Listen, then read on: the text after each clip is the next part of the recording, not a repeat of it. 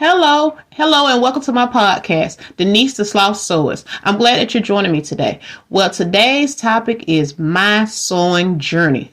What made me interested in sewing? Well, let me give you first a brief background of who I am. Well, my name is Denise. I am a daughter, I'm a sister-in-law, I'm a wife, I'm a mother, I'm a homeschool educator, I'm a blogger, and I'm a podcaster. And last but not least, I'm a sewist. All of these roles I fulfill on a daily basis. That makes me who I am today. Well, my sewing journey began when my husband went to Habitat for Humanity Restore, and he found a vintage Singer 500A Slant-O-Matic Rocketeer sewing machine, and let's just say he purchased it. He brought it home because what made him interested in purchasing it was it's a sewing machine that is similar to what his mom had. After getting behind the Slant-O-Matic, I realized, hey, let me research all I can about how to get started sewing. And that was where my sewing journey began, with that Singer Slant-O-Matic 500A. Now, did I know what needles I needed, what type of fabric I needed, all the above, all the notions, all of the fabric, in this case textiles I needed? Heck no. I didn't know where to start. I was clueless.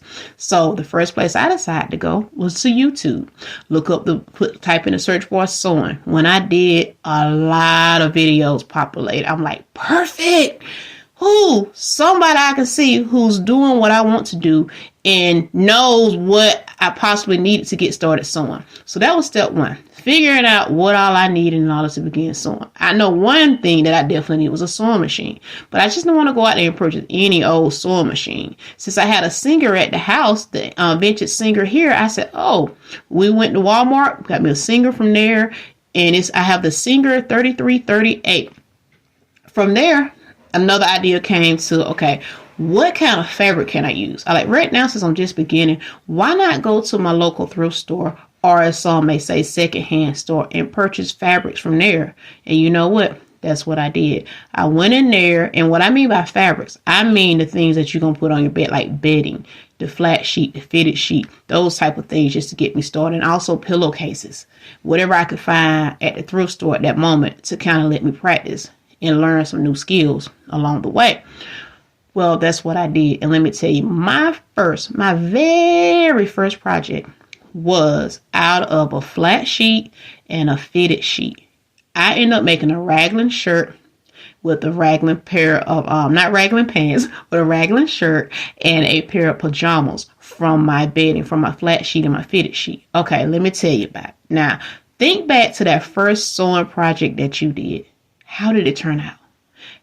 And depending on how long you have been sewing, what have you learned now that you wish you would have known then? Well, let me tell you what I have learned now since doing my first project that I wish I would have known when working on my first project. One is surgery. Doing better, not surgery, but just working better on the armhole. Something about the fact of having, when I lift my arm and having that air, that breath of air, because you did not stitch, well, not you, but I, in this case, did not stitch my armhole well. So therefore, you have that happening. Another thing that I have learned since then, do not cut too close to your seam allowance. Don't do it. Because guess what? When you go to sit down, your pants, let's just say my guys saw a full moon that day. That's all I'm going to say. So use your imagination. Okay. Now, we all have done different things through our sewing journey, but one thing that I enjoy about sewing is my moment to relax. Whenever I think about sewing, I think of that peaceful moment where I can just kind of sit back, work on something for me. And once I develop my skills for myself, then I begin making things for my guys.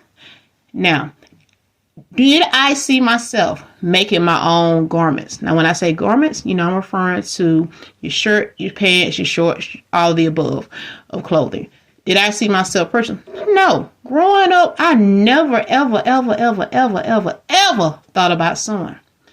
Because guess what? I was the one that didn't have enough patience to make it myself. I'm the one back in the day. I used to be like, hey, I'm going to go to my local retail store. I'm going to pick up something off the rack, and I'm ready to go. So pretty much ready to wear was my thing. I didn't have to make it. I didn't have to figure out how to solve a pattern, any of that. But today, that's no longer me.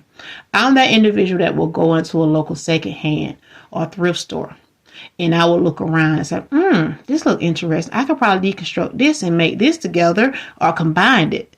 I have those things, and I have that option. Then my second option is, there's a sale at Joann Fabrics. Let me go down here and get me a pattern for Simplicity or McCall's, whichever brand is on sale. Let me check that out.